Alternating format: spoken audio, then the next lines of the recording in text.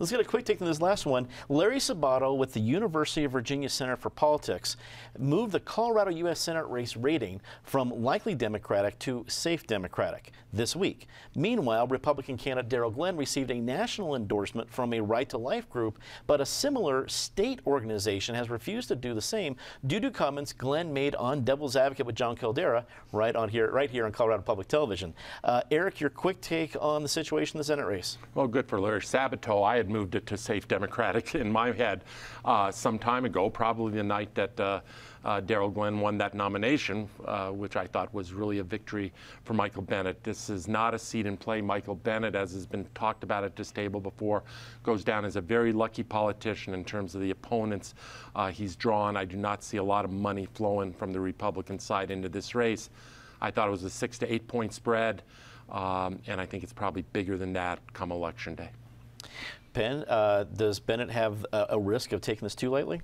No, he doesn't. Glenn got his bounce from the RNC convention, ran a couple ads, and just basically has blown it up by his attempt to pivot like Kaufman did, because he started out in the primary as a hard right guy. I think he probably saw the handwriting on the wall nationally with Trump, tried to moderate his stance on one issue where he probably couldn't afford to moderate based on his history, which is choice, and it's backfired on him. And I think he's going to continue to disintegrate. Patty's just ratings on a map by someone releases, but does it mean something in a campaign like this? No, it doesn't, because really this is going to be fought out without what someone says in Virginia. You could tell last week just when Darryl Glenn didn't play the story about his violent family background correctly. His later response, but it was too late, was very hard. That was a very interesting thing about growing up in a violent family, but you still find it really hard to believe that he wouldn't have remembered it when the Post first called him. And then, of course, Caldera, whose career hasn't he taken down? David, somehow you've been able to buoy yourself in the Institute despite Caldera's leadership there. Wrap it up for us.